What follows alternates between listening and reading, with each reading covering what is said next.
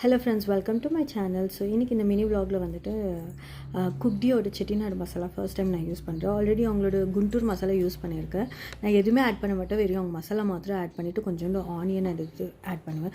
So அதனால் இந்த தடவை கொஞ்சம் டிஃப்ரெண்ட்டாக இந்த செட்டிநாடு மசாலா ட்ரை பண்ணலான்னு சொல்லிட்டு இன்ஸ்டாமார்ட்லேருந்து வாங்கிட்டு then I started cooking. First very onion, கொஞ்சோண்டு ரெட் சில்லி போட்டுட்டு கொஞ்சம் கறி லீவ்ஸ் போட்டு அதுக்கப்புறம் லைட்டாக டர்மரிக் பவுடர் அண்ட் தேவையான அளவு உப்பு அண்ட் சிக்கன் ஆட் பண்ணிவிட்டு அதுக்கப்புறம் வந்துட்டு அந்த குக்கிங் இன்ஸ்ட்ரக்ஷன்லேயே தே மென்ஷன்ட் ஒன்லி ஆனியன், அதுக்கப்புறம் இந்த மசாலா பேக்கெட் ஆட் பண்ணிக்கணும்னு சொல்லிட்டு.